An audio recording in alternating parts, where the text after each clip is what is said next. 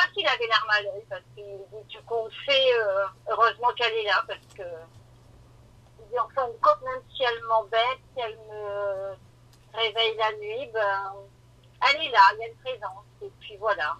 Il dit je pense que quand elle sera plus là, là ça me fera quand même. Mais je dis oui, c'est normal. Ouais, moi j'en connais une autre qui m'embête la nuit.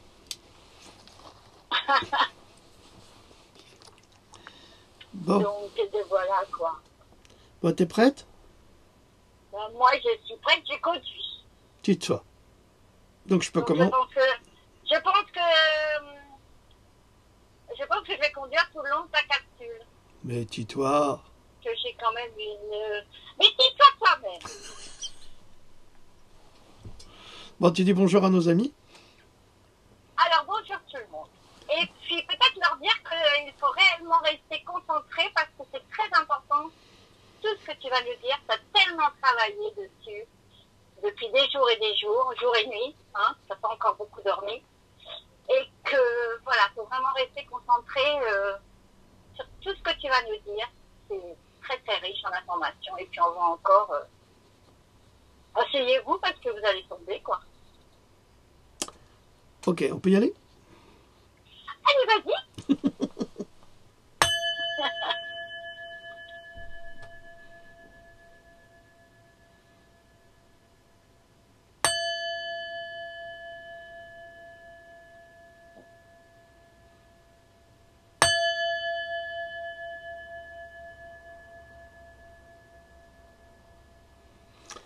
Bonjour à toutes, bonjour à tous. Nous sommes le 14 mai 2019.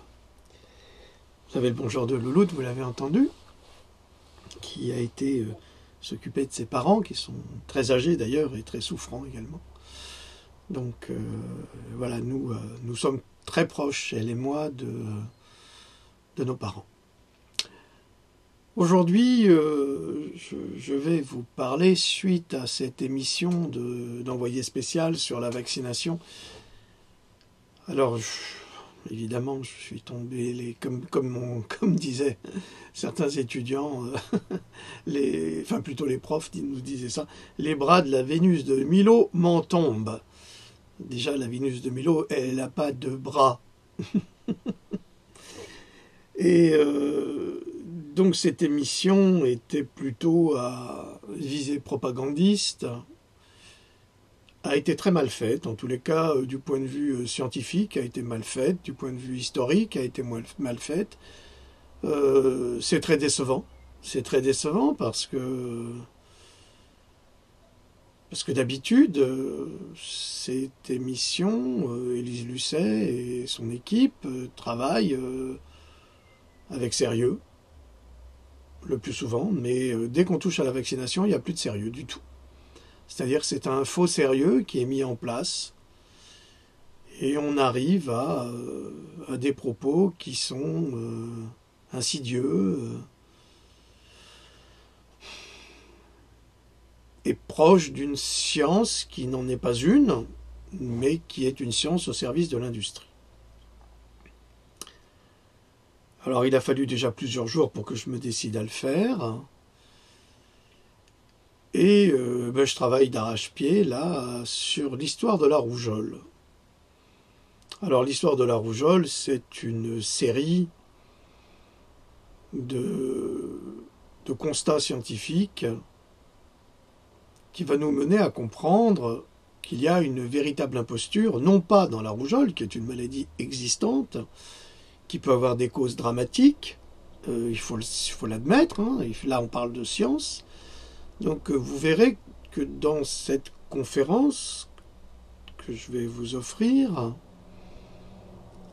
eh bien nous essaierons d'être le plus objectif possible, autant envers la science, et surtout envers la science avec un grand S, qu'envers la science des laboratoires qui, elle, est tronquée, fabriquée et modifiée pour servir des intérêts économiques et également des intérêts de destruction de la santé.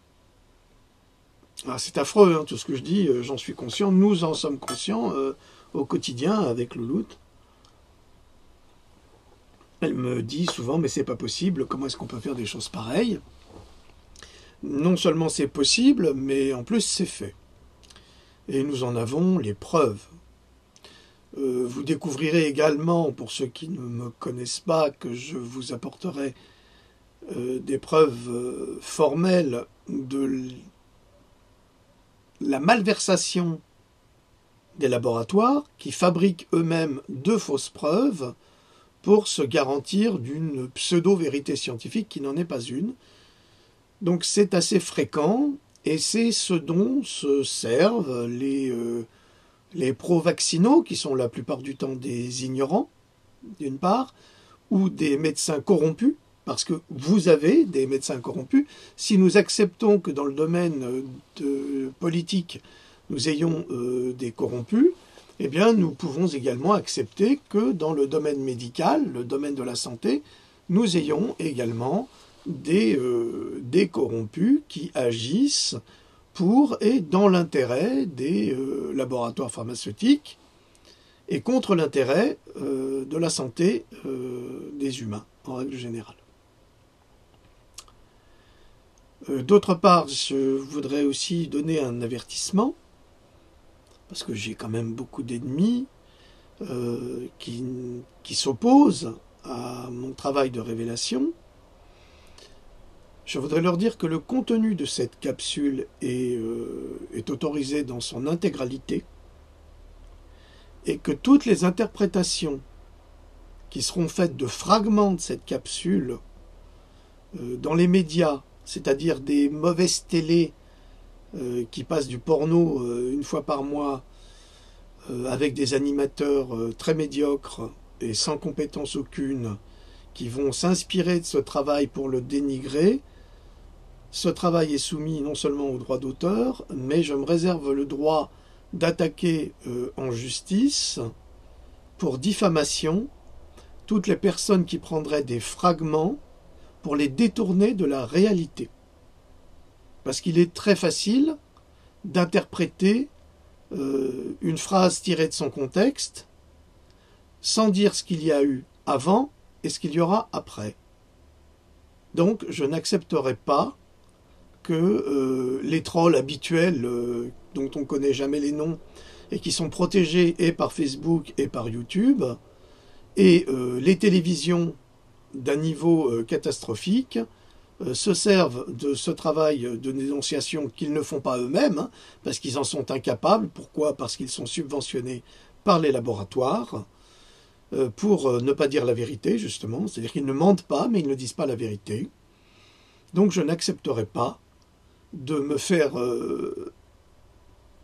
traîner dans la boue par un mensonge de manipulation utilisé par des petits manipulateurs et des traîtres à la condition humaine. Voilà, les choses sont dites, ils le savent. Alors ils vont s'amuser au début, mais vous savez, je suis un homme très patient. Et je me réserve le droit d'attaquer demain, tout comme dans 5 ans. Ou dans 10 ans. Je m'en fous. J'ai tous les droits. C'est comme le viol. C'est la même chose. Donc je me réserve ce droit-là. Mais je vous préviens amicalement, il n'y a pas de problème. À présent, le contenu de cette capsule peut-être ne sera pas lu dans son entier parce que l'histoire de la rougeole c'est très long.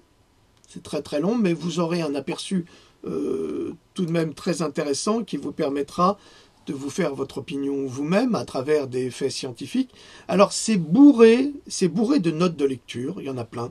Ça, je dis ça pour les incapables et les mauvais à tout, les bons à rien, et les mauvais à tout, dont certains font du commerce sur Internet sur la santé. Je ne donnerai aucune de ces notes, elles seront toutes soit dans un ouvrage que je vais réserver uniquement à l'histoire de la rougeole, donc ce sera un précis sur l'histoire de la rougeole, et à la fois dans Pandora 6. Voilà. Le contenu, ce que je voulais dire de cette capsule, va être comme d'habitude très général, car vous savez qu'on ne peut pas parler d'un sujet sans étendre ce sujet à de nombreux autres qui se rejoignent d'une manière ou d'une autre pour aller de toute façon dans la même direction. Voilà. C'est bon, Louloute? Comment? C'est bon? Ça te convient? Oui, oui. Très bien. Ça mérite d'être clair. Voilà, à bon entendeur. Salut. Au revoir. J'en profite pour vous rappeler la bonne lecture de cet ouvrage exceptionnel, la panacée originelle, la vitamine C, qui peut vous aider à soigner de très très nombreuses pathologies, sans passer forcément par les laboratoires, et sans se faire empoisonner non plus. Donc c'est Thomas E. Levy, il y a une nouvelle édition qui vient de sortir. Bon, il n'y a pas énormément de différence, parce que le fond est là.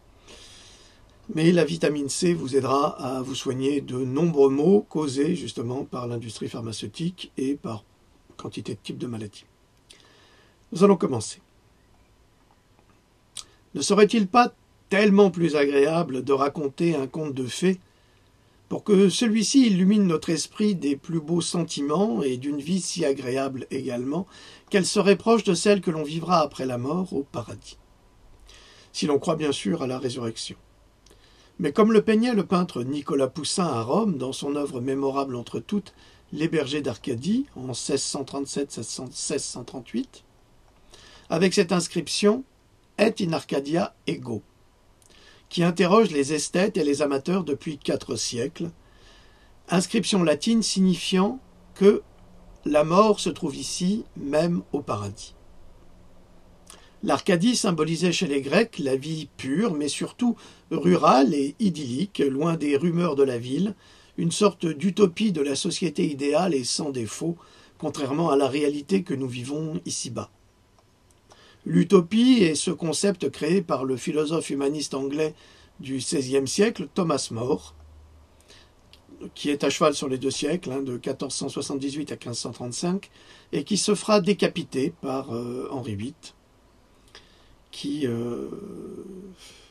il était le précepteur d'ailleurs du roi d'Angleterre, mais Henri VIII était un homme relativement caractériel, qui était capable du pire et du meilleur, et il fera décapiter son vieux maître, Thomas More, qui était l'ami d'Erasme d'ailleurs, l'un des plus grands philosophes du XVIe siècle, pour un principe, pour une opinion contraire. Ainsi, les bergers découvrent l'inscription, dans le tableau de Poussin, « Et in Arcadia ego », sur une stèle mortuaire en pleine nature. Alors, étonnamment, les bergers antiques sont lettrés. C'est-à-dire qu'ils savent lire le grec et le latin. Là, elle est écrite en latin. Ce qui prouve la mise en scène allégorique de Nicolas Poussin, qui aimait faire naître les mystères et la réflexion. Ce peintre, doté d'une profonde spiritualité, qui construisait des petits théâtres en terre cuite et en cire pour mettre en scène ses pensées philosophiques et ses œuvres si riches d'une perception unique dans le monde de la peinture baroque. Alors si vous vous intéressez à la peinture et surtout à Nicolas Poussin, et vous devriez, parce que c'est pour moi, avec Caravage sans doute, l'un des... Guido Reni, Le Guerchin et bien d'autres encore, mais pour moi Nicolas Poussin a une place à part et c'est l'un des grands parmi les grands. Et il avait l'habitude en fait de faire ses mises en scène en terre cuite et en cire, avec des perspectives, et il faisait ses tableaux en copiant ses petits personnages et donc ces paysages, ces maisons, c'est extraordinaire ce qu'il a fait. Sa pensée était claire, et après des années de réflexion sur cette citation, parce que je peux vous assurer qu'il y a peut-être 20 à 30 ans de réflexion sur une simple citation, comme le font les chercheurs, les exégètes, qui s'intéressent justement à la Bible, au Nouveau ou à l'Ancien Testament, ou au Coran, ou aux livres hébreux, religieux, eh bien, sont des gens qui travaillent pendant des heures et des heures, des mois, des années sur une phrase. Eh bien, cette phrase, est in Arcadia ego, pour moi, elle a été obsessive ou obsessante, je ne sais pas. Et ce que je crois avoir compris aujourd'hui, c'est que le paradis est en nous, et chacun de nous peut mourir en le vivant ou en le négligeant. C'est-à-dire que c'est un choix que nous devons faire. Nous devons vivre heureux dans la vie qui nous est donnée à vivre, ou choisir de vivre malheureux. Mais de toute façon, que l'on vive heureux ou malheureux, la fin est inéluctable, elle nous amènera inévitablement à la mort. Alors quel rapport avec la vaccination, me direz-vous? Eh bien la vaccination est parmi nous, quoi qu'on le veuille. Elle peut ou pas provoquer la mort dans notre paradis intérieur et dans notre famille. Elle est désormais présente comme la mort et nul ne peut y échapper, s'il ne décide pas pour lui-même et pour ses enfants de la fuir, en dehors de la coercition imposée par les laboratoires, à travers les gouvernements et les lois iniques, sans le moindre respect ni pour le Code Nuremberg, ni pour la Convention de Genève, concernant le respect de la personne et son consentement éclairé, qui ne l'est de toute évidence pas, avec les lois vaccinales, qui se réfèrent à une science au service de l'industrie, plus qu'au service de l'humanité. Alors, je vous rappelle ce que c'est que le Code Nuremberg. En 1945, à Nuremberg, s'est déroulé un procès des criminels nazis. Peu ont été condamnés à mort, beaucoup ont fait peu de prison et ont été libérés par la suite. Nombre de ces criminels nazis, surtout les plus performants comme le docteur Mengele ou Von Braun, qui était un ingénieur, nombre de ces personnes, et même Walter Hallstein, qui était un nazi, ont été récupérés par les Américains ou les Russes, ou peu de Français en général, pour perfectionner justement la machine de guerre de ces pays, et l'étude de la médecine, l'étude de la guerre bactériologique, ou l'étude de l'avionique, comme Von Braun, donc ou même de la bombe atomique, après qui a été perfectionnée. Donc tous ces savants, les pires en tous les cas, ont été récupérés par l'Occident et n'ont pas véritablement été jugés. Néanmoins,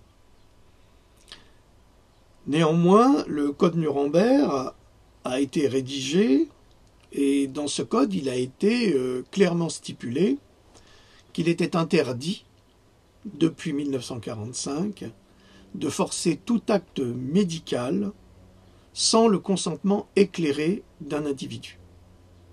Ces codes ont été admis à l'international par tous les vainqueurs de la guerre.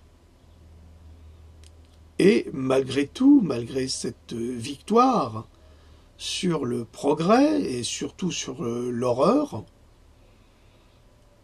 eh bien aucun de ces pays ne respecte le Code Nuremberg ni la Convention de Genève sur la coercition médicale. Par exemple, le gouvernement Macron aujourd'hui se rend coupable contre le Code Nuremberg et contre la Convention de Genève en utilisant des gaz neurotoxiques sur les gilets jaunes. Se rend coupable d'essayer de faire des tests avec des peintures radioactives lancées sur les manifestants, soi-disant pour la sécurité. C'est sans le consentement éclairé de tous les manifestants qui sont victimes aujourd'hui des gaz neurotoxiques et qui sont malades dans des conditions affreuses dont la presse refuse de parler, et pourtant ils le sont, qui sont malades psychologiquement parce que ce n'est pas simplement leurs poumons qui ont été atteints, c'est également le cerveau et le système neurocentral, le système, celui-là, le cerveau. Donc là-dessus, le gouvernement Macron se rend coupable de ne pas respecter des codes qui ont été signés par la France en 1945 et qui n'ont pas été abolis aujourd'hui. Il en va évidemment de même avec la vaccination. J'ai découvert il y a peu de temps le travail d'une biologiste française qui rejoint mes recherches et qui publie dans le journal de l'association AIMSIB, qui est composé des plus grands médecins français qui s'opposent justement à la vaccination en partie, dont le professeur Montagnier, le professeur Joyeux, le professeur Even. Donc on ne peut pas dire que ce sont des médecins séniles, hein. Ça, c'est pas possible. On ne peut pas dire qu'ils soient idiots et on ne peut pas contester cela. Hein. N'oubliez pas que Montagnier a quand même eu un prix Nobel. Donc c'est pas des nains, c'est pas des imbéciles. Donc ils font partie de cette association. Et cette dame a écrit un article très utile sur ce qui nous préoccupe actuellement entre la logique scientifique et la science que les influenceurs au service des laboratoires utilisent pour forcer le développement intellectuel à croire les fadaises et les manipulations développées par les laboratoires pour convaincre la population de l'utilité de la vaccination. Deux points, ouvrez les guillemets. Dans un climat d'épidémie de rougeole fantôme, c'est elle qui le dit, on alarme les Français sur la situation sanitaire catastrophique du pays, espérant ainsi récupérer les 41% de Français qui doutent de l'efficacité de la sécurité des vaccins. À court d'argumentaires convaincants, les autorités de santé ont donc imposé 11 vaccins à tous les bébés français depuis janvier 2018. Et ça, quasiment au lendemain de l'élection de Emmanuel Macron. Alors, le lendemain déjà, il avait lancé le projet de loi. 11 vaccins non testés comme des médicaments et pour lesquels personne ne connaît l'impact d'un tel cocktail sur un bébé de moins de 18 mois. En Afrique, certains vaccins stérilisent les jeunes filles, mais ça je vous en ai parlé déjà dans Pandora il y a quelques années. C'est surtout le vaccin contre le tétanos. Alors normalement, si vous voulez, les virus sont atténués, mais comme par hasard, dans toute la série de vaccins contre le tétanos qu'ils ont envoyés en Afrique noire, ils avaient oublié de les atténuer. Quelle malchance! Mais vraiment quelle malchance! Au point qu'elles sont toutes devenues stériles. Suite à un vaccin contre le tétanos. Formidable, hein? Ben, c'est un accident, que voulez-vous? Ça arrive. Les garçons, qui stérilisent les jeunes filles, les garçons, et qui augmentent la mortalité infantile. Chez nous, des nanoparticules du glyphosate, du Viagra et l'absence d'antigènes nécessaires à l'efficacité des vaccins. Notre calendrier vaccinal, quant à lui, incite à l'administration conjointe de vaccins, alors que les notices indiquent des risques plus importants d'effets secondaires dans ce cas. Déni total de tous ces scandales, déni des augmentations de maladies auto-immunes. Les autorités de santé camouflent les drames les uns après les autres, s'assurant que toute information mettant le doute sur les vaccins sera qualifiée de fake news et censurée sur les réseaux sociaux. Quant aux experts de la vaccination, ils usent d'un double discours, confirmant les scandales en coulisses et niant tout drame vaccinal sur la place publique. En attendant, tout enfant qui n'aura pas ces 11 vaccins sera banni de l'école et les parents seront dénoncés et fichés comme parents irresponsables, mettant en danger la santé de leurs enfants. Et c'est dans ce climat de dictature médicale que les Français ont retrouvé la confiance dans les vaccins. Comme par magie, la couverture vaccinale augmente depuis l'obligation de janvier 2018 et les labos retrouvent de la croissance. Je vous signale que la France, avant cette loi, ne souffrait d'aucune opposition vaccinale et les laboratoires n'avaient pas à se plaindre. Parce que les parents vaccinaient régulièrement, les pédiatres vaccinaient régulièrement sans aucune difficulté. Alors signé Anne Gourvès, AIMSIB, dans son article Vaccinisme et réalité que vous pouvez trouver sur le site de la IMSIB. À présent, le 7 mai 2019, aux États-Unis, le professeur Peter Hotez, alors il est médecin et il est professeur, comme le professeur Joyeux, publiait sur son compte Twitter sa position claire. Les enfants du Texas ont été mis en danger pour protéger les gains financiers et les intérêts de groupes extérieurs.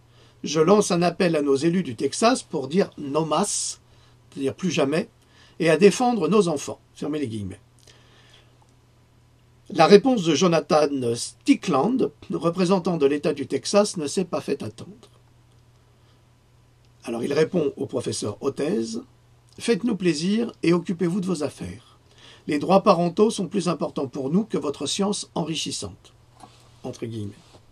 Le professeur Hotez a donc répondu à cet élu Waouh, c'est impressionnant de la part d'un membre de la Chambre des représentants du Texas. Monsieur, comme vous le savez, je ne perçois pas un sou de l'industrie des vaccins. Je développe des vaccins contre les maladies négligées pour les plus pauvres du monde. En tant que pédiatre scientifique du Texas, c'est très certainement mon affaire. Le législateur a ensuite qualifié le travail du professeur Hotez de sorcellerie. Alors là, c'est extraordinaire, c'est comment l'incompétent, c'est-à-dire l'homme politique, qui n'a aucune notion médicale, va accuser un grand chercheur qui fait des découvertes, qui les publie et qui essaye de soigner les enfants, et qui l'accuse de sorcellerie. Il lui dit « Vous présentez les arguments de votre sorcellerie aux consommateurs dans votre intérêt, comme tous les autres chefs d'entreprise. Cessez d'utiliser le gouvernement pour rentabiliser votre business par le biais de mandats et sous prétexte d'immunité, c'est dégoûtant. » Alors ce qui est très intéressant dans cette phrase, dans cette déclaration, c'est qu'en fait, le représentant du Texas prouve que les laboratoires fonctionnent comme cela. Mais il va reprocher à un médecin indépendant, à un professeur, enseignant et soignant, chercheur, il va lui reprocher de lui faire des vaccins qui soignent et qui guérissent. Là-dessus, l'American Academy of Pediatrics, qui est censé être un organisme indépendant, a déclaré, et c'est là-dessus que je mets en garde ceux qui veulent me faire dire ce que je n'ai pas dit, parce que ça, ce n'est pas moi qui le dis, c'est l'American Academy of Pediatrics, c'est-à-dire que l'Académie américaine de pédiatrie, qui dit ceci. En réponse au reportage publié aujourd'hui suggérant la création éventuelle d'une nouvelle commission fédérale sur la vaccination, l'American Academy of Pediatrics réaffirme que les vaccins protègent la santé des enfants et sauvent des vies. C'est fabuleux parce qu'il n'y a aucune preuve de cela. Aucune preuve scientifique, je le signale. Ils préviennent les maladies mortelles, y compris les formes de cancer. Les vaccins font partie du tissu de notre société depuis des décennies et constituent l'innovation médicale la plus importante de notre époque. C'est faux, ce n'est pas une innovation médicale puisque ça date du XVIIIe siècle. Les vaccins sont sécuritaires. Les vaccins sont efficaces. Les vaccins sauvent des vies. Les affirmations selon lesquelles les vaccins sont liés à l'autisme ou présentent un risque pour la sécurité lorsqu'ils sont administrés conformément au calendrier recommandé ont été réfutées par de nombreux ouvrages médicaux. Étonnamment, c'est tout à fait contradictoire par rapport à une autre vérité scientifique. Il est très étonnant de la part de cet organisme de faire de telles déclarations sans tenir compte ni de l'histoire de la vaccination, ni des statistiques, ni de la vérité scientifique. Enfin, l'American Academy of Pediatrics ne semble tenir compte que d'une seule science, celle des laboratoires, et de certains de ses membres qui travaillent essentiellement avec les laboratoires dans la mise au point de nouveaux vaccins pour l'enfance, comme le fameux Dr Paul Offit, pédiatre et créateur de vaccins désormais obligatoires. Il n'y a pas un conflit d'intérêts là. C'est-à-dire que des médecins qui appartiennent justement à cette académie produisent, fabriquent avec des laboratoires comme le laboratoire Merck, fabriquent, je vous rappelle quand même que le laboratoire Merck s'est d'abord distingué pour faire des armes bactériologiques pour l'armée américaine. C'est juste pour vous le signaler. Eh bien, ces gens-là travaillent main dans la main avec les laboratoires. Ils sont eux-mêmes propriétaires de brevets vaccinaux, comme Yves Lévy, le mari de la ministre de la Santé en France. Donc c'est quand même pas eux qui vont se battre contre les vaccins. Pourtant, des millions de dollars ont été dépensés dans des études montrant que les vaccins ne causaient pas l'autisme, le diabète, l'hyperactivité, la sclérose en plaques, les maladies auto-immunes et de nombreuses autres croyances prétendument non fondées, mais communément admises sur les méfaits des vaccins. Les études ressemblent à s'y méprendre aux études de Monsanto sur le glyphosate, qui pendant des années disait que c'était absolument pas cancérogène, et à celles de Coca-Cola, vous le savez désormais, pour montrer combien leurs produits sont inoffensifs. Mais pourquoi dépenser des millions de dollars pour prouver que des produits industriels ne le sont pas, ne sont pas dangereux? Y a-t-il quelque chose d'horrible à dissimuler, à la conscience du grand public, alors que les scientifiques répriment les études montrant que les vaccins sont nocifs et que cette conspiration du silence nuit à l'intégrité de la science des vaccins. Le professeur Hotez, doyen de l'École nationale de médecine tropicale du Baylor College of Medicine, a été victime de harcèlement dans le cadre de ses activités, mais il a déclaré qu'il n'avait pas été spécifiquement ciblé par ce membre de la Chambre des représentants du Texas jusqu'à maintenant. Le professeur Hotez a déclaré que les commentaires de Strickland prouvent que le mouvement anti-vax est devenu un courant dominant aux États-Unis et ailleurs. Il déclare « Il est désormais pleinement intégré à la vie publique dans ce pays, et cela montre à quel point le mouvement anti-vax est omniprésent, et en ce moment, et à présent, commencer à le démanteler sera un travail très difficile. » Alors je vous le rappelle que je ne suis pas anti-vax, je suis pour la sécurité vaccinale, c'est-à-dire pour la garantie que les vaccins sont d'une part efficaces et non létaux, pas les taux d'augmentation, les taux de létal qui ne tuent pas. Voilà. Et tout comme ce médecin, le professeur Hotez l'est aussi, tout comme de nombreux médecins le sont, on s'étonne justement de ce manque de clairvoyance ou de cette volonté qui a été établie par les vaccinateurs, par les producteurs de vaccins, par les autorités sanitaires et par les médias. J'en profite ici pour évoquer le docteur Andrew Wakefield, pour lequel je ne le cache pas et je ne l'ai jamais caché.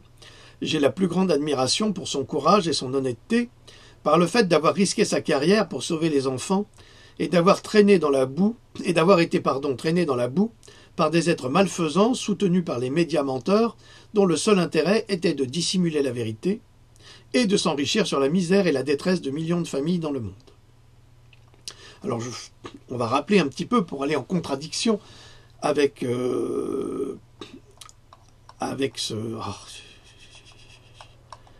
avec le truc de Pediatrics, là, c'est avec l'American Academy of Pediatrics, qui dit que tout cela c'est des fadaises et ça n'existe pas. Eh bien on va faire une petite mise au point, parce que je pense que c'est indispensable. C'est cela aussi l'histoire de la rougeole, parce que tout est lié. Alors, en 1998, le docteur Andrew Wakefield, souhaitant répondre à l'inquiétude de nombreuses mères de famille qui avaient des enfants rendus autistes suite à la vaccination du ROR, celui-ci se plongea donc dans une étude approfondie et il découvrit que l'injection du ROR à des nourrissons trop jeunes provoquait une hyperinflammation de l'intestin qui se terminait le plus souvent par un autisme chez ces enfants vaccinés. Suite à cette découverte, il se rendit à Washington, au siège du CDC et de la FDA, auquel il remit un dossier complet de ces découvertes, en ajoutant la recommandation suivante, qu'il conseillait aux pédiatres de ne pas vacciner trop jeunes les enfants pour ne pas prendre le risque de développement de l'autisme. Il ne disait pas qu'il ne fallait pas vacciner, mais seulement de retarder la vaccination.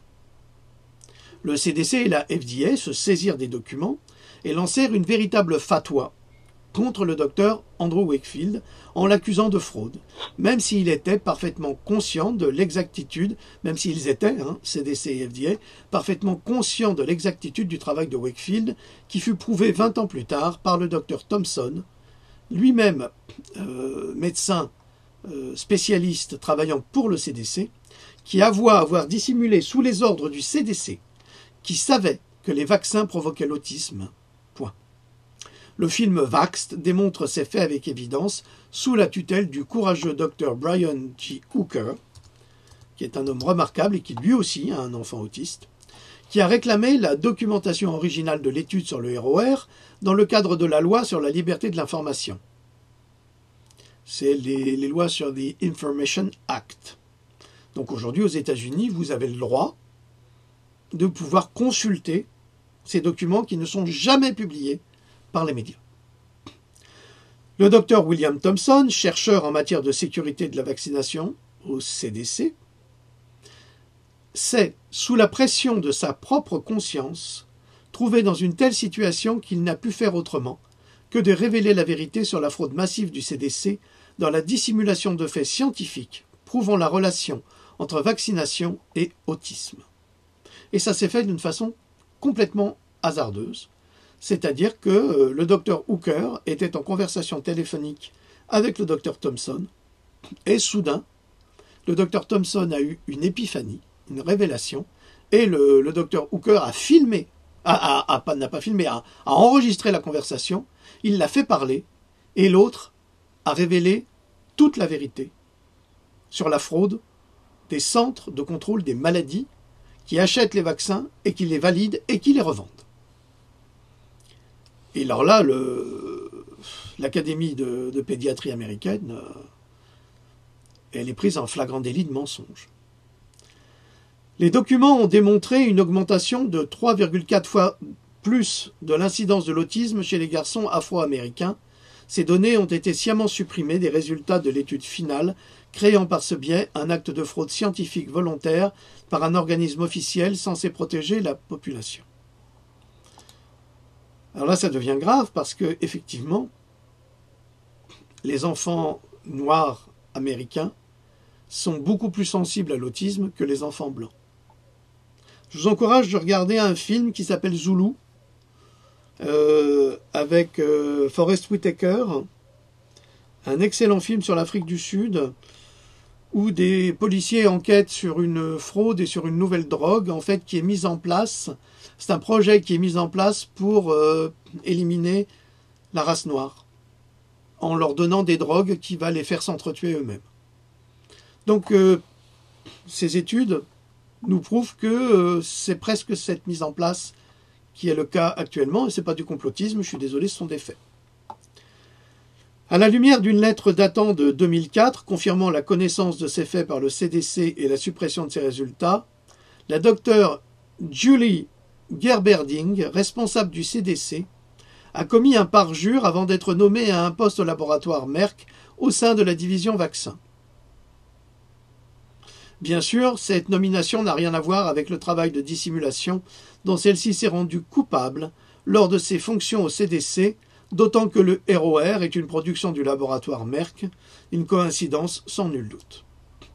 Donc là aussi, nous constatons que des médecins, dans des organismes officiels, se rendent coupables de parjure, ne respectent pas les droits humains, et ensuite quittent leurs fonctions pour aller travailler dans les laboratoires qu'ils ont défendus à travers leurs vaccins quand ils étaient au CDC. Si vous trouvez que c'est du complotisme, vous pouvez. Moi, je vous dis que ce sont des faits scientifiques et des faits prouvés par des actions, par des actes. Donc, vous vous ferez votre propre opinion sur l'honnêteté de ces organismes de santé. Je vous le rappelle, organismes de santé que les citoyens payent dans leurs impôts. C'est vraiment une escroquerie généralisée. Le docteur a publié cette étude en déclarant qu'un nombre important d'enfants atteints de troubles du spectre autistique souffrent d'une perte de compétences acquises précédemment, ce qui suggère une neurodégénérescence ou un type d'encéphalopathie progressive à base étiologique survenant après la naissance. Alors, dans le document que je publierai en livre, vous aurez toutes les références. Vous pourrez constater et consulter vous-même ces documents sur Internet. Il existe des PDF, donc ils sont passionnants. Vous les passerez dans des correcteurs ou dans des traducteurs automatiques et vous aurez relativement une bonne traduction pour ceux qui ne parlent pas anglais. Mais autrement, si vous voulez défendre et sauver vos enfants, rien ne vous empêche d'apprendre l'anglais. Et ne me dites pas que c'est impossible, parce que j'ai mon ami Christophe à Strasbourg qui est graphiste et qui a appris l'anglais sur Internet en prenant des cours particuliers sur YouTube. Et aujourd'hui, il lit tout en anglais. Donc, et il a appris ça il y a 3 ou 4 ans. Donc, ne me dites pas que c'est impossible. Tout est possible à celui qui s'en donne ou à celle qui s'en donne la peine. Alors, pour en revenir à Andrew Wakefield, voici comment commença justement sa longue traversée du désert, la longue traversée du désert d'un homme extraordinaire qui n'a jamais été accusé devant un tribunal de fraude ou de modification des résultats de tests, encore moins d'être déclaré coupable. C'est-à-dire que la presse a inventé une histoire, a inventé une cabale contre Wakefield en disant qu'il avait été accusé devant un tribunal, et puis jugé et condamné. C'est faux. En revanche, on lui a retiré sa licence de médecin, oui, ça c'est vrai. Simplement pour avoir fait cela. Il n'a jamais fait l'objet d'accusations devant un tribunal, il n'a donc jamais été en prison, comme le prétend la presse et les pro-vaccinaux, pour continuer à servir l'industrie des vaccins. L'affaire Andrew Wakefield est la parfaite illustration des méthodes employées par l'industrie vaccinale pour détruire, par tous les moyens, la divulgation de la vérité. Si aujourd'hui, il est admis que le couple Clinton, à travers la fondation Clinton, s'est rendu coupable des pires crimes, nous devons admettre que l'industrie vaccinale se range exactement du même côté, soit utiliser tous les moyens illégaux et même légaux pour parvenir à leur fin. Et ça, c'est très important de le comprendre. Et on va le comprendre, vous allez voir. Ça va être très clair. Alors maintenant, on va revenir directement à la rougeole, mais après, on va parler également du... Oula. On va parler ensuite après de la polio, parce que tout est lié. En tous les cas, c'est lié à travers les méthodes employées par les laboratoires. Est-ce que, Loulou, tu es là encore? Oui, je sais que oui. Un commentaire peut-être? Non, j'étais complètement captivée là avec ce que tu dis. Tu as encore fait un travail colossal, c'est captivant, c'est terrible. Mais voilà, non, je t'écoute. Alors on continue. On continue. Alors tout d'abord, qu'est-ce que la rougeole? Alors, attendez, il faut que je fasse un truc là. Une petite opération mécanique à faire. Oh là là, ces lunettes. Ces lunettes. Voilà, ça c'est bon, comme ça. Alors, qu'est-ce que la rougeole? La rougeole, c'est un virus, un paramyxovirus du genre morbillivirus, pour être plus précis. Alors, biologiquement, il a un diamètre de 120 à 250 nanomètres et un noyau d'ARN simple brun. L'ARN, c'est une copie d'ADN. Il est étroitement apparenté au virus de la peste bovine et du distemper canin. Alors, le distemper canin, c'est la maladie de Carré. Deux protéines de l'enveloppe membranaire jouent un rôle important dans la pathogénèse qui est le ou les processus responsables du déclenchement et du développement d'une maladie. Alors, il s'agit de la protéine F, dite fusion, responsable de la fusion des membranes des virus et des cellules hôtes, et de la pénétration virale et de l'hémiolyse, ainsi que la protéine H, l'hémagglutinine, responsable de l'absorption du virus sur les cellules. Alors je sais, c'est un peu compliqué, mais après il faut quand même expliquer scientifiquement ce que c'est. Alors, il n'existe qu'un seul type antigénique du virus de la rougeole. Bien que des études aient documenté des modifications de la glycoprotéine H, ces modifications ne semblent pas avoir une importance épidémiologique, c'est-à-dire qu'aucune modification de l'efficacité du vaccin n'a été observée. Le virus de la rougeole est rapidement inactivé par la chaleur, la lumière du soleil, le pH acide, l'éther et la trypsine. Il a une courte période de survie de moins de 2 heures à l'air ou sur des objets et surfaces. Il est donc plus facilement transporté par le vivant, donc par un hôte. Donc vous avez compris, le virus de la rougeole n'a pas véritablement d'existence à l'air, donc à l'oxygène extérieur, s'il est sur votre table ou s'il est sur une barre du métro ou je ne sais quoi. Alors, historiquement, maintenant on va parler d'histoire de la rougeole. Historiquement, la rougeole a été pour la première fois décrite au IXe siècle après Jésus-Christ par le médecin persan Zakaria Razi. Il est désigné comme le plus grand médecin de l'islam et de la période médiévale parmi les médecins philosophes.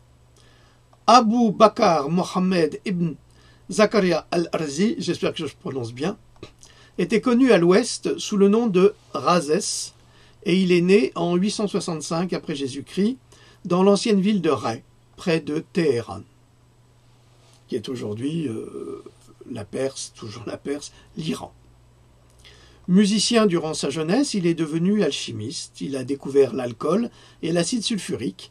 Il a classé les substances en tant que plantes organiques et inorganiques. Vers l'âge de 30 ans, il entreprend l'étude de la médecine. Écrivain et savant prolifique, les historiens ont pu lui attribuer plus de 184 textes sur la médecine, dont 40 sont actuellement disponibles. Parmi eux figurent Kitab al-Mansouri, Kitab al-Hawi et Kitab al-Judari wa al-Asaba. Je sais, mais c'est comme ça. Ce dernier est la première description scientifique de la reconnaissance et de la différenciation de la variole et de la rougeole, qui ne sont pas les mêmes maladies, bien évidemment.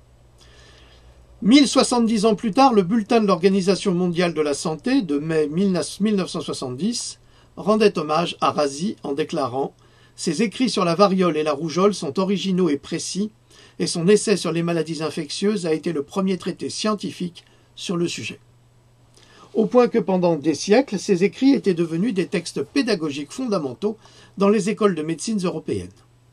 Si on avait permis au génie de l'islam de continuer à émerveiller les lueurs de l'esprit, elle ne serait certainement pas ce qu'elle est devenue aujourd'hui. La Perse, l'Irak,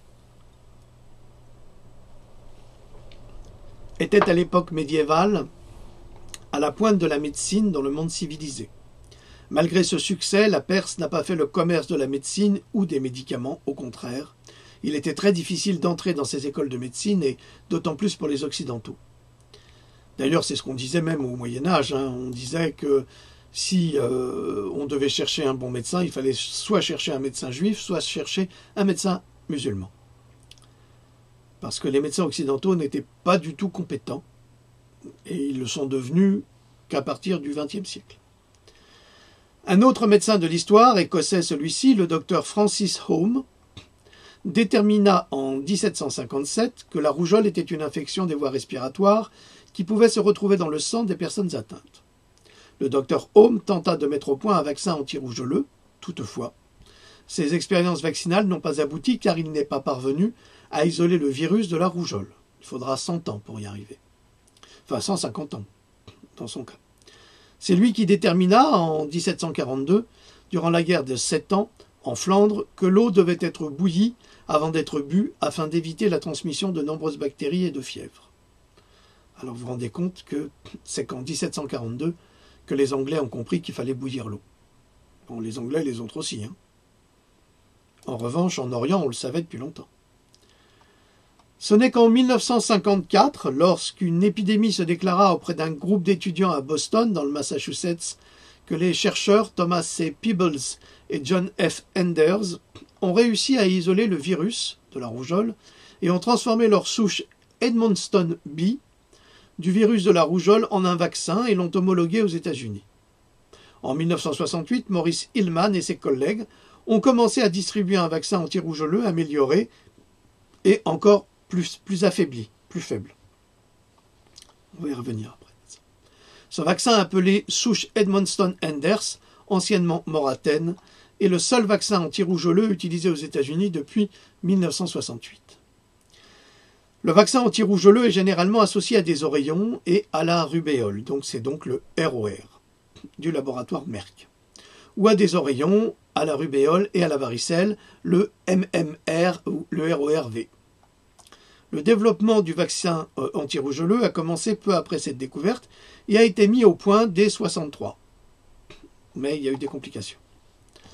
Mais déjà à cette époque, les cas de rougeole ne tuaient pratiquement plus de patients atteints, à cause évidemment des progrès de l'hygiène et de la conservation des aliments frais. On peut noter avec certitude que des personnes en bonne santé et ne souffrant d'aucune carence alimentaire ni de vitamines et de minéraux, non seulement pouvaient ne pas être atteintes, et même si elles l'étaient, elles étaient suffisamment solides pour y résister sans dommage. Or, jamais aucune étude officielle n'a été faite pour comparer les progrès de l'hygiène dans la santé et l'avancée concomitante de la vaccination.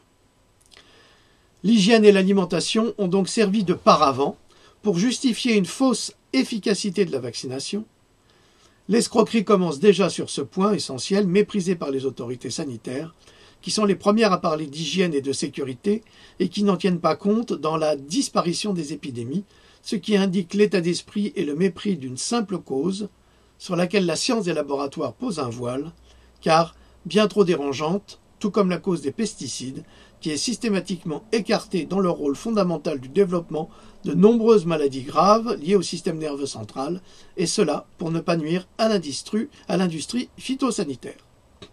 Alors ce que l'on vient de comprendre ici, c'est que les vaccins ont été mis au point, surtout le vaccin contre la rougeole, une fois que la rougeole avait quasiment disparu, c'est-à-dire qu'elle ne tuait plus depuis quelques années. Je vais vous l'expliquer plus tard après, avec des preuves statistiques. Donc les vaccins sont arrivés après la fin des épidémies. Ça, c'est la première chose. D'autre part, une chose qui est très importante, c'est le déclenchement de ces épidémies, qui peuvent être liées également, non seulement aux souches virales de la rougeole, mais si vous êtes suffisamment supplémenté en vitamine A, et si vous avez un système immunitaire solide, avec une bonne alimentation et une eau potable, propre, eh bien vous avez très peu de risques de développer la rougeole. En revanche, on s'est rendu compte que la rougeole touchait essentiellement des personnes qui avaient des déficiences immunitaires et qui avaient des déficiences alimentaires et sous-alimentées en minéraux et en nutriments et en vitamines. Voilà. Alors maintenant, c'est là où on va parler de la polio. C'est ce que je vous dis. On ne peut pas parler uniquement de la rougeole, c'est pas possible, parce que tout est lié. La polio fait partie aussi de ces maladies dites épidémiques, endémiques presque, sans qu'on sache vraiment comment elles se développent. Alors, la polio a été assimilée à une maladie de type orofécal, donc une maladie qui se déclenche ayant rapport avec les selles, donc pour être grossier avec le caca, des enfants qui jouent avec des excréments, qui mettent la main dans la bouche et qui sont contaminés par la polio qui va agir dans le corps. Alors, prenons l'exemple du vaccin antipoliomyélitique qui a été homologué aux États-Unis en 1955. Entre 1951 et 1954, 16 316 cas de poliomyélite paralytique en moyenne et 1879 décès dus à la polio ont été signalés chaque année, entre 1951 et 1954. L'incidence de la poliomyélite a fortement diminué à la suite de l'introduction du vaccin pour atteindre moins de 1000 cas en 1962 et elle est restée inférieure à 100 cas après cette année. Ça, ce sont des statistiques officielles. Et c'est lié à la création d'un vaccin par le professeur Salk dès 1955. Du moins, c'est ce qu'on nous dit. C'est ce qu'on veut nous faire croire. La vérité est tout autre. Si effectivement les cas ont baissé, c'était uniquement à cause de l'arrêt de l'utilisation du DDT sur les récoltes, DDT qui causait la polio, d'après une étude publiée dès 1945 par le docteur Morton S. Biskind aux États-Unis et passée sous silence par les autorités sanitaires pour ne pas nuire ni à l'exploitation agricole, et surtout pour favoriser la production de ce vaccin. Pour cacher le vrai criminel. Le vrai criminel qui était le DDT, donc les exploitants agricoles. En 1945, contre l'avis des enquêteurs qui avaient étudié la pharmacologie du composé et l'avaient trouvé dangereux, là on parle du DDT, pour toutes les formes de vie, le DDT avait été diffusé aux États-Unis et dans d'autres pays pour un usage insecticide. Depuis la dernière guerre, il y a eu un certain nombre de changements curieux dans l'incidence de certains maux et le développement de nouveaux syndromes jamais observés auparavant. Une caractéristique majeure de cette situation est que l'homme et tous ses animaux domestiques ont été simultanément affectés. Chez l'homme, l'incidence de la poliomyélite a fortement augmenté. En 1945, on savait même que le DDT se retrouvait stocké dans la graisse corporelle des mammifères et que l'on retrouvait, qu'on retrouvait même du DDT dans les traces de lait de consommation. Avec cette connaissance préalable, la série d'événements catastrophiques qui a suivi la campagne d'intoxication massive la plus intensive de l'histoire humaine connue n'aurait pas dû surprendre les experts.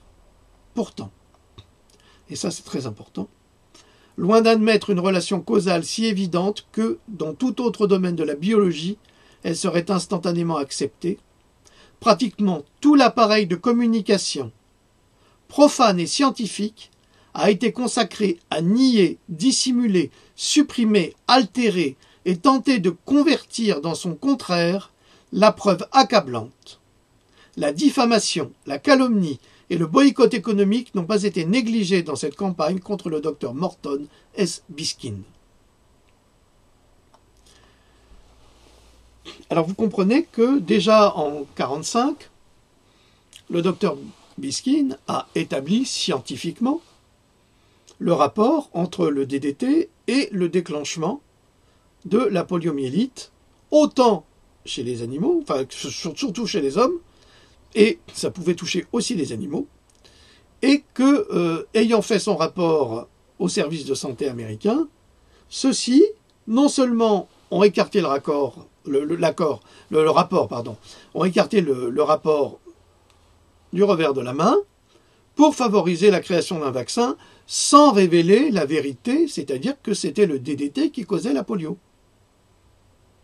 À partir de là, l'industrie a continué à polluer jusqu'à un certain temps où on ne pouvait plus dire non, jusqu'à l'arrivée du vaccin, de sorte que on puisse dire que c'est le vaccin qui a pu éradiquer la polio, alors que c'est faux, alors que c'est le fait d'avoir arrêté l'utilisation du DDT sur les récoltes. Ça, c'est la vérité, et cette vérité-là, personne ne vous l'a dit. Et ça a valu l'humiliation pour un médecin extraordinaire qui est le docteur Morton S. Biskind, l'humiliation généralisée par une bande organisée de criminels, de journalistes, de médecins, de scientifiques, pour continuer à encourager l'industrie et donc l'argent. Au début 1949, à la suite d'études effectuées l'année précédente, donc en 1948, l'auteur a publié des rapports mettant en cause des préparations à base de DDT dans le syndrome X, un syndrome largement attribué à un virus X, un virus inconnu, chez l'homme, dans la maladie X chez les bovins, et dans des syndromes souvent mortels chez les chiens et les chats. Des représentants du gouvernement ont rapidement démenti cette relation. C'est pour vous dire que des représentants, ça ne veut pas dire des scientifiques, des représentants, comme le représentant qu'on a vu tout à l'heure avec le professeur Hotez au Texas. Donc des incompétents, mais des grands défenseurs de l'industrie. Ils n'ont fourni aucune preuve, ces représentants, pour contester les observations de l'auteur, comme dans le cas du professeur Hotez, mais ils se sont fiés uniquement au prestige de l'autorité gouvernementale et au grand nombre d'experts pour renforcer leur position. Les études négligées du laboratoire Lilly, les fameux laboratoires, qui a déposé pas mal de brevets vaccinaux, avec beaucoup de mercure d'ailleurs, et beaucoup de médicaments pour le cerveau, soi-disant efficaces. Là, il faut lire le livre du docteur John Virapen, qui a été préfacé par le professeur Philippe Even, sur, je crois que c'est l'industrie des laboratoires, la mort, je crois que c'est ça. Bon, je l'ai, mais c'est passionnant. Il explique tout, en détail. Donc, je reprends. Les études négligées du laboratoire Lilly et de ses collaborateurs des National Institutes of Health, publiées respectivement en 1994 et 1947, ont montré que le DDT pouvait impliquer la dégénérescence des cellules de la corne intérieure de la moelle épinière chez les animaux. Ces changements ne se produisent pas plus régulièrement chez les animaux exposés que chez les êtres humains, mais ils le sont assez souvent pour être significatifs. Donc là, on a la preuve que ce que disait le docteur Biskin était absolument exact et que ses recherches étaient tout à fait justifiées. En 1953, lorsque les écrits du docteur Biskin ont enfin été publiés, les États-Unis venaient de subir leur plus grande épidémie de poliomyélite. Le public était traumatisé par des images dramatiques dues à un poliovirus prédateur, tuant et paralysant près d'1 million d'enfants, des poumons d'acier, des médecins en difficulté et des infirmières dévouées. Le regretté président Franklin D. Roosevelt était lui-même victime de la poliomyélite qu'il avait contractée sur une île du Pacifique.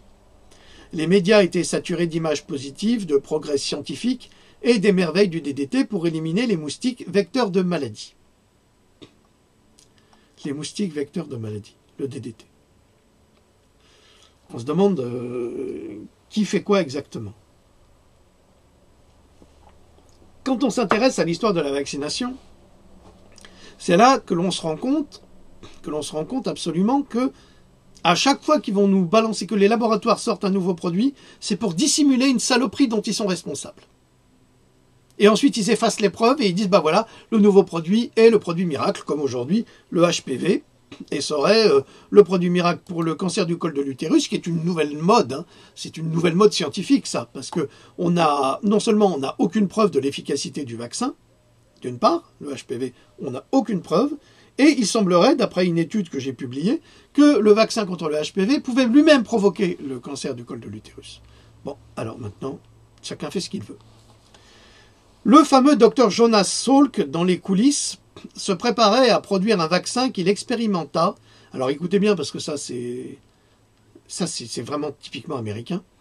Qu'il expérimenta avec l'aval du gouvernement américain et celui de l'armée des États-Unis sur des orphelins qui ne pourraient se plaindre à personne des mauvais traitements subis que ce nouveau docteur Mengele leur affligea dans le plus grand secret, sans respecter pour un iota le code de Nuremberg. On a jugé les criminels de guerre nazis à Nuremberg, je vous en ai parlé.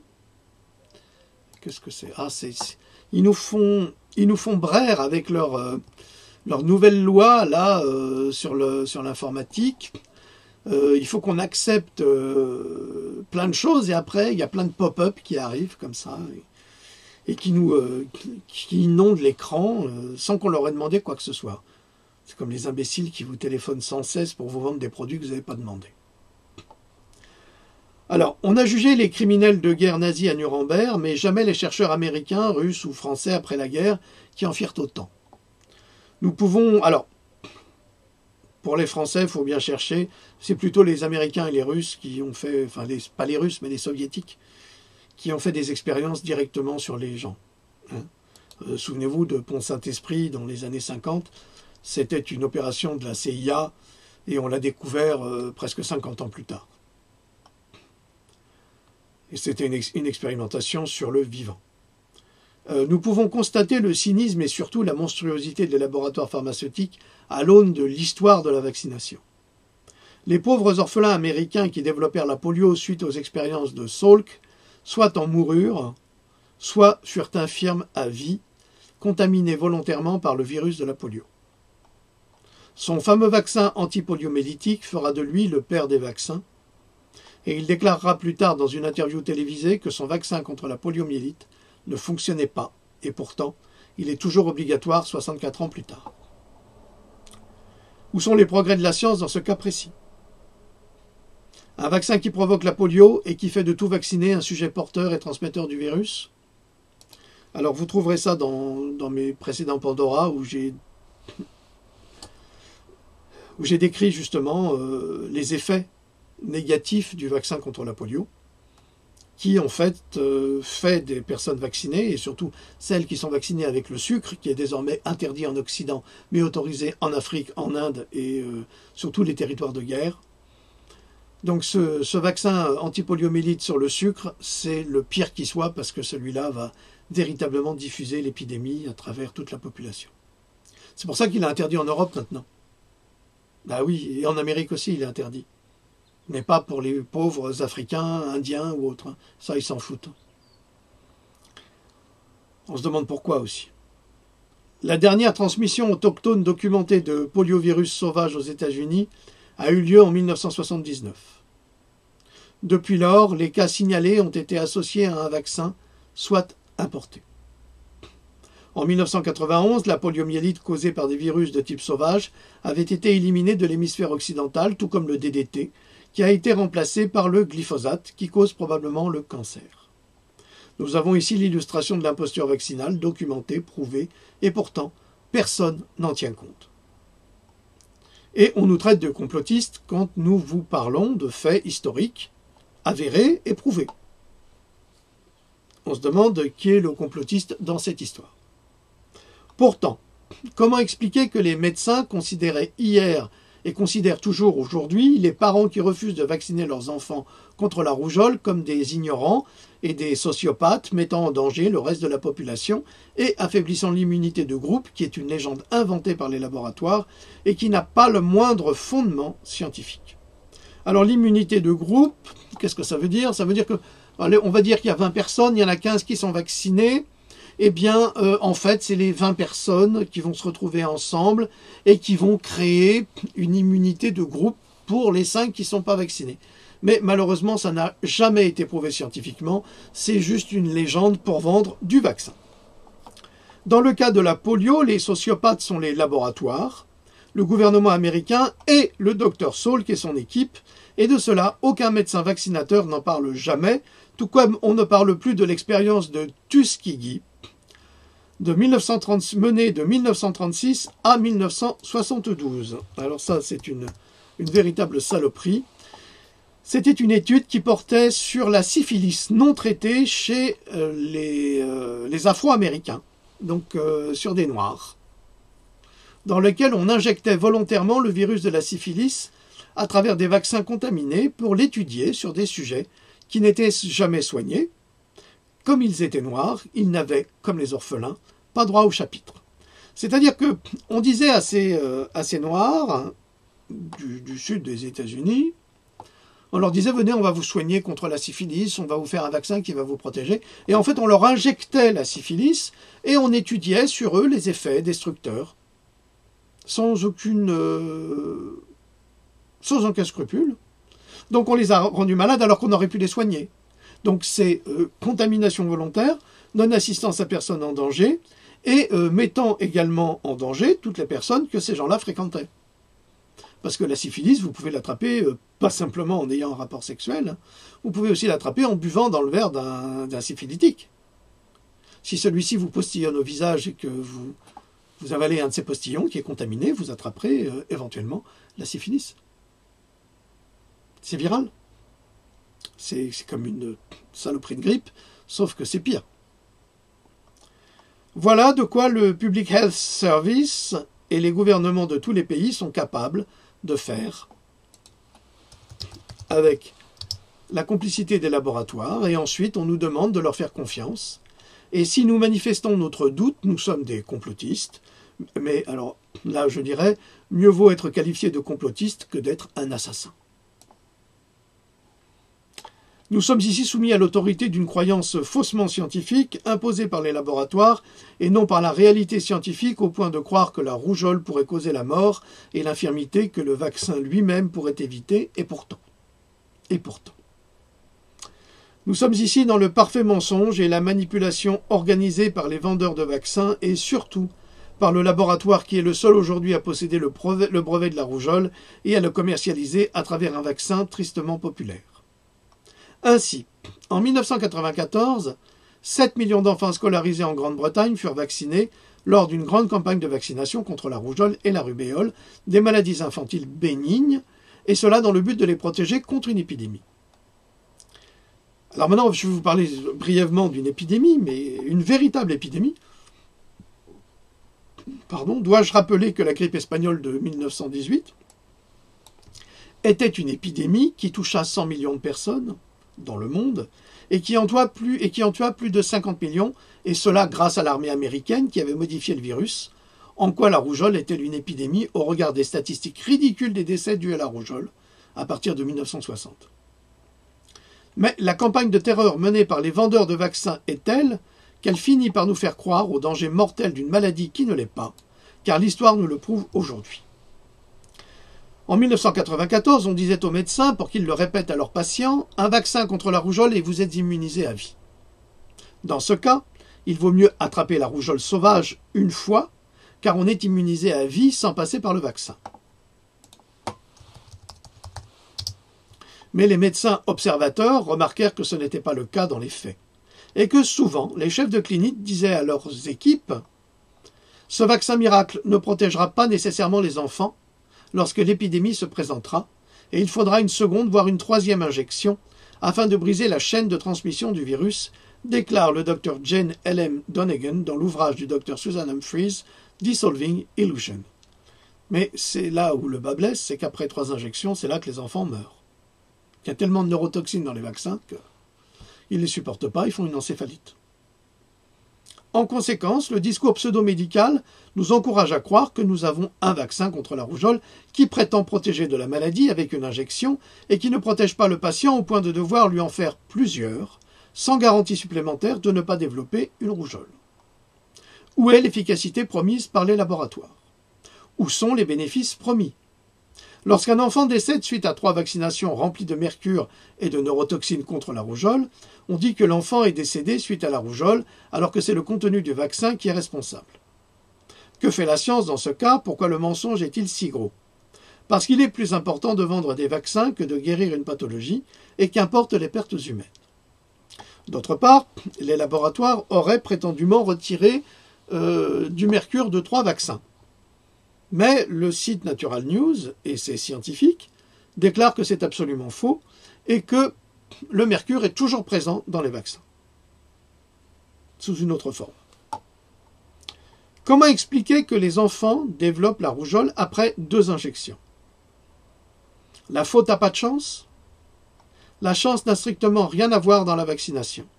Nous parlons de science et les pseudo-scientifiques qui parlent de faute à pas de chance s'inventent une réalité qui n'en est pas une. Ils travestissent la réalité pour ne pas avoir à rendre de compte aux victimes de leurs actions involontaires. Tant qu'il s'agit des enfants des autres, c'est la faute à pas de chance. Mais lorsque c'est le sien, c'est la faute à qui? Combien de fois devrons-nous encore subir cette déviation de la pensée? On ne cesse d'entendre parler des risques de la maladie et jamais de ceux de la vaccination, comme si elle était parfaite. Or, les scientifiques savent qu'elle ne l'est pas, même les laboratoires le savent, ils sont si souvent condamnés qu'ils ne peuvent l'ignorer. Sont-ce des scientifiques ou des apprentis sorciers? Selon les laboratoires et leurs suppôts, les autorités sanitaires, le meilleur moyen d'enrayer une épidémie serait donc de vacciner en masse, mais nous avons la preuve que cela ne fonctionne pas. En effet, lorsque le vaccin anti-rougeoleux a été introduit au Royaume-Uni en 1968, le taux de mortalité a continué de baisser régulièrement, même si le taux de mortalité initial n'était que de 30% et ne dépassait pas 50% jusqu'aux années 1980.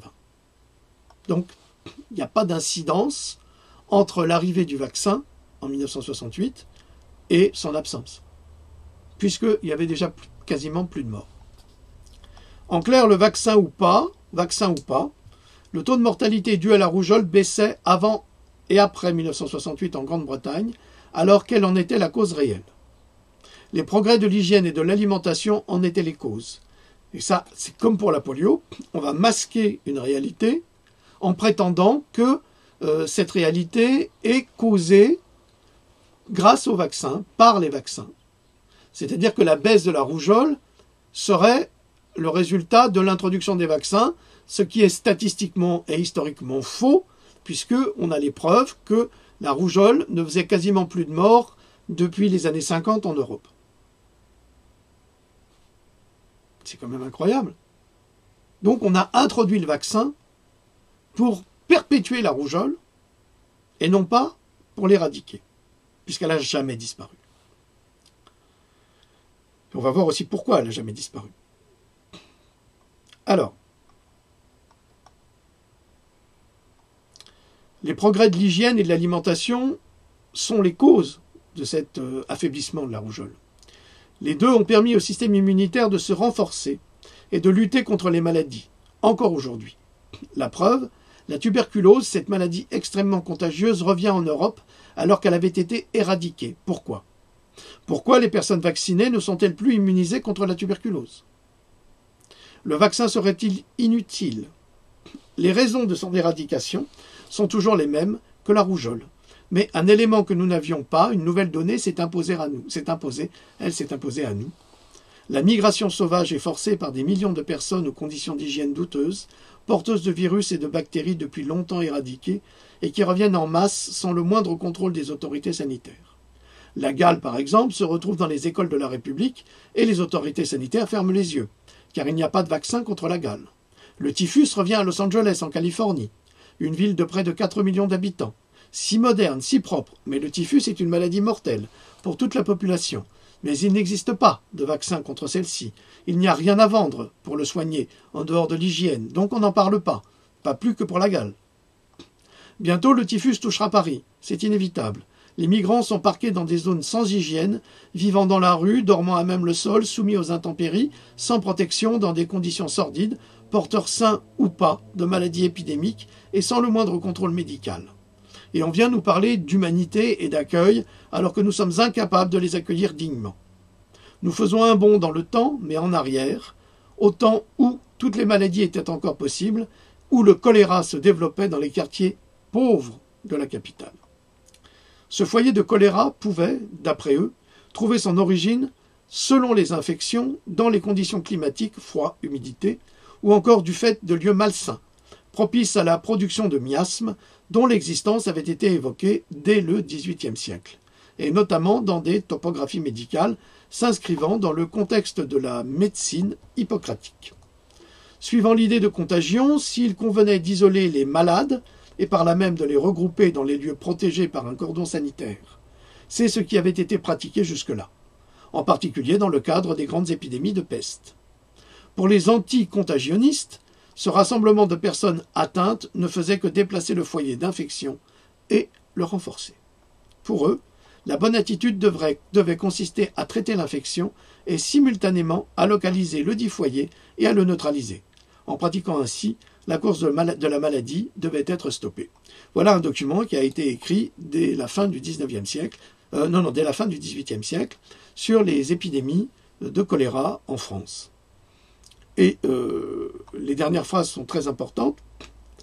Les anticontagionnistes, c'est-à-dire c'est comme nous, je dois faire partie de ces gens-là, pour eux, la bonne attitude devait consister à traiter l'infection, évidemment, et simultanément à localiser le dit foyer et à le neutraliser.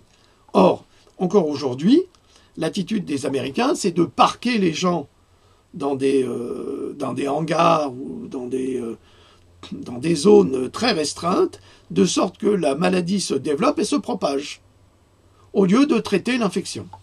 Ce qui est complètement ridicule. Scientifiquement, c'est une erreur. Et ça n'empêchera pas, par exemple, les germes ou les virus de s'évaporer, de partir dans les airs pour aller atteindre des personnes qui ne sont pas censées attraper ces maladies. La contagion, c'est très très difficile de la contingenter. Alors, on a enregistré en Île-de-France en 2015 près de 1758 cas de tuberculose et 1809 en 2016 et 1927 en 2017, pour une maladie qui avait disparu. Or, nous avons la certitude que, de poivrer les guillemets, les populations concernées par cette augmentation sont celles souffrant le plus de précarité et de promiscuité, notamment les personnes nées à l'étranger, en hébergement collectif ou sans domicile fixe, et celles arrivées récemment en France. Est-il indiqué dans le bulletin épidémiologique hebdomadaire français. Alors là-dessus, je tiens quand même à préciser une chose qui est très importante. La France, qui est un pays très riche, pour les riches évidemment, et pas pour les pauvres, encourage le développement des maladies, d'une part à travers les vaccinations, et d'autre part à travers la précarité. La sécurité sociale, en fait, a été inventée pour éviter aux riches d'attraper les maladies des pauvres. Sauf qu'aujourd'hui, il y a de plus en plus d'SDF dans la rue, il y a de plus en plus de migrants qui vivent dans des conditions sordides et qui sont susceptibles, eux, d'attraper, de développer et de communiquer toutes ces maladies qui ont disparu à cause des mauvaises conditions d'hygiène. Alors, la première politique de Madame Buzyn, si seulement elle faisait son travail, ne serait pas d'imposer, à travers son gouvernement de crapules, des vaccins obligatoires, mais au contraire de veiller à la sécurité sanitaire des Français en pourvoyant des lieux de vie sains pour des personnes qui vivent au quotidien dans la rue et en leur donnant une alimentation saine. Parce que, inévitablement, les maladies qu'elles vont développer, elles vont les donner à tous ceux qu'elles vont croiser dans la rue. On va revenir aux mêmes conditions d'hygiène déplorable ou de ces épidémies que l'on avait au XVIIIe siècle, au XVIIe siècle, au XVIe siècle et encore au Moyen-Âge, où l'hygiène n'existait plus. Ça devient scandaleux. À quoi servent nos impôts? Je vous le demande. En Italie, par exemple, les migrants africains, déçus par la société qui leur avait été décrite comme riche et généreuse, réclament désormais une maison, du confort, tous les avantages d'une société moderne, alors qu'ils ont quitté la misère pour un centre d'accueil ou une chambre d'hôtel et quelques euros. C'est ce qu'on leur a dit lorsqu'ils se sont embarqués dans des conditions épouvantables. Au début du XXe siècle, les migrants arrivant aux États-Unis subissaient un contrôle sanitaire et des soins appropriés étaient accordés aux migrants souffrants. Et c'était sur l'île d'Ellis Island. Aujourd'hui, en Europe, les migrants passent les frontières sans le moindre contrôle sanitaire. Les autorités hongroises, il y a 5 ans, ont répertorié nombre de migrants atteints de virus inconnus et ont dû les laisser partir parce qu'ils ne cherchaient pas ni à se faire, ni à se laisser soigner. Pourquoi? Où sont-ils à présent? En Allemagne, en France, en Italie?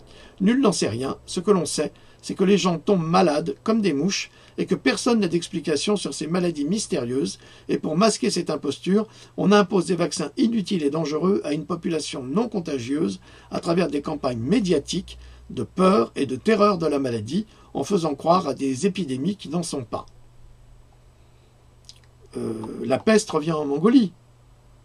Des cas de comment ça s'appelle de maladies très anciennes comme attendez, j'ai pas le nom, c'est pas grave, je vais passer, reviennent également en Occident. Nous devons comprendre que la santé est la véritable immunité qui n'a pas besoin d'une fausse protection vaccinale, qui n'en est pas une, car une fois vaccinés, les patients tombent le plus souvent malades de la maladie contre laquelle ils ont été vaccinés, ou d'une autre, appelée désormais maladie auto-immune, rendant de facto le patient responsable de sa propre maladie pour éloigner de la sorte la culpabilité du véritable coupable, le vaccin. Les laboratoires, mais ça c'est leur technique, maintenant vous avez compris, c'est comme ça qu'ils fonctionnent. Ils créent des maladies chez les gens, ensuite les gens sont malades, c'est de votre faute. Et ils vont trouver n'importe quel prétexte pour dire « oui, vous avez attrapé ça à cause de ça ». Mais jamais de la faute du vaccin. Le vaccin, dans le discours des médecins, n'est jamais responsable de rien. Ce qui est complètement aberrant. Les laboratoires imposent, s'enrichissent sur leurs produits défectueux, mais n'acceptent aucune responsabilité. Ils ne prennent aucune responsabilité, tout comme Madame Buzyn, qui affirme prendre ses responsabilités face au vaccin et qui sait qu'à la fin de la gouvernance LREM, elle ne sera plus responsable de rien. Il est facile d'affirmer et très difficile de tenir ses promesses, d'autant que nous connaissons les promesses émanant de ce groupe politique, des promesses de Polichinelle. Alors, aujourd'hui, près de 40% des cas de rougeole sont la conséquence de la rougeole vaccinale, qui n'a rien à voir avec la rougeole sauvage, qui est immunisante à vie, ce qui n'est pas le cas de la rougeole vaccinale, puisqu'il est nécessaire de faire des rappels tous les 3 ou 5 ans. Quel est donc le bénéfice de se faire injecter des neurotoxines, de l'ADN humain, de l'ADN animal, singe, veau, chien, porc, poulet? Ah non, c'est pas la ferme de Candy, ça. Hein. Ça, c'est ce qu'il y a dans les vaccins. Hein. Des poisons stérilisants, un vaccin aujourd'hui, c'est Jurassic Park. Vous allez voir, bientôt, on va se transformer. Hein. Ce qu'il y a à comprendre, c'est que les maladies infectieuses font partie du nettoyage cellulaire. La rougeole est une maladie infectieuse qui fait partie du nettoyage cellulaire, obligatoire du corps. Elles sont une nécessité, c'est pourquoi elles existent. Et c'est pour ça que les vaccins ne peuvent pas les éradiquer, c'est impossible. Les enfants sont touchés de temps en temps et en heure afin de fabriquer et de renforcer leur immunité, et ce sont les traitements médicaux qui causent plus de dégâts que la maladie elle-même, en faisant disparaître les symptômes sans les soigner, mais pas la maladie qui dort encore dans le patient et qui peut sortir au moment opportun. Mais c'est justement ce que les laboratoires ne veulent pas que le public comprenne. Et ils sont aidés pour cela par des médecins véreux ou ignorants, et des journalistes décérébrés et encore plus ignorants de la vérité scientifique que les précédents, mais convaincus par leur ineffable orgueil de produire un discours de vérité complètement galvaudé. Dans quelques années, nous rirons de la vanité de ces pantins ridicules et complices du plus grand crime commis sur nos enfants. Alors oui, le mythe de la vaccination aurait éradiqué les maladies, eh bien, c'est vrai que le mythe de la vaccination qui aurait éradiqué les maladies est bien un mythe. Et l'histoire de la maladie et de la science le prouve, mais le pouvoir des laboratoires est si puissant qu'ils contrôlent les médecins par le chantage à l'emploi, la presse, les journalistes qui ne font pas leur travail, mais qui répètent bêtement les pitchs qui leur sont fournis par les laboratoires sans penser un instant à les discuter pour ne pas perdre leur emploi à leur tour. Alors souvenez-vous de ce qu'avait dit le journaliste Udo Ulfklot à propos de ces articles politiques, que ces articles politiques lui avaient été remis pour la plupart du temps par la CIA, et qu'il n'avait qu'à signer les articles pour les publier. Il a publié un livre qui n'est malheureusement pas traduit en français, mais qui est traduit, qui est allemand. Parce qu'ils ne veulent surtout pas que le public français apprenne que la presse est complètement corrompue. Et au service du pouvoir, et au service de Gladio, et au service des autorités vaccinales. N'oubliez pas que plus de 80% des financements des télévisions privées viennent des laboratoires. D'ailleurs, nous ne sommes pas... J'ai fait une faute. Ne sommes-nous pas trop peu nombreux à démontrer comment les vaccins peuvent jouer un rôle déterminant dans la création des maladies à spectre multiple, manifestement dissimulées, et qui sont à peine reconnues par la médecine, par la presse, par les autorités, à peine comprises par les médecins qui les découvrent, alors que ces maladies auront des conséquences ahurissantes pour nos enfants et les générations futures.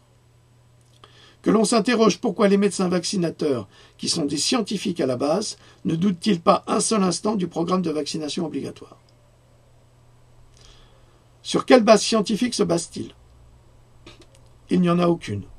Pourquoi refusent-ils d'envisager une autre solution pour soigner et guérir leurs patients sans les rendre infirmes ou même sans les tuer? Parce qu'ils sont apeurés à l'idée que l'on puisse les pointer du doigt, les stigmatiser, les menacer de perdre leur licence. Ils veulent avoir une pratique tranquille, sans la moindre vague, vivre dans leur petit confort sans discuter la vérité imposée par les laboratoires et la vérité scientifique dissimulée pour faire des milliards de bénéfices et leur permettre de s'offrir des vacances dans les pays les plus éloignés, dans les meilleurs hôtels, aux frais des laboratoires. Les médecins sont comme tous les autres Anglais. La plupart d'entre eux n'ont pas d'honneur ni de conscience, disait Georges Bernard Shaw dans Le dilemme du médecin en 1906. La prochaine fois que vous irez chez votre médecin et que vous direz « Je suis inquiet au sujet de la sécurité vaccinale », il vous répondra « Vous ne comprenez pas, vous n'êtes pas médecin ». Rappelez-vous que si vous êtes médecin au contraire, et si vous dites « Je suis inquiet au sujet de la sécurité vaccinale », on vous répondra « Nous vous accusons de faute professionnelle grave ». Signé le Dr Jane L.M. Donegan dans le livre de Susan Humphries, Dissolving Illusions. Alors je vais arrêter là, malheureusement, parce qu'il est 1h28, c'est beaucoup, c'est énorme. Vous avez été très patient, du moins je le crois, j'espère. Vous retrouverez le reste de cette information dans un livre dédié à la rougeole et à l'histoire de la rougeole, qui sera encore plus complet.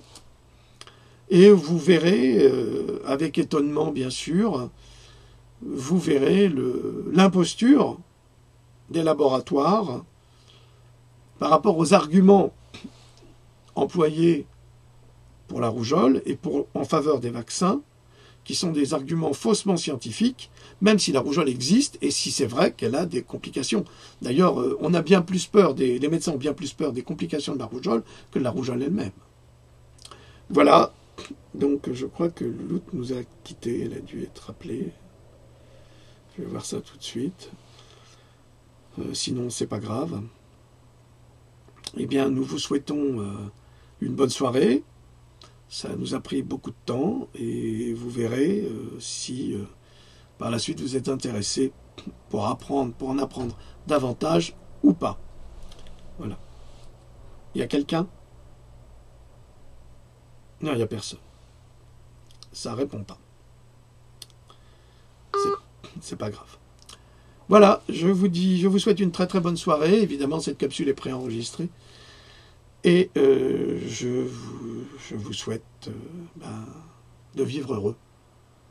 Et surtout de vous cultiver pour comprendre la réalité qui nous entoure. Salut!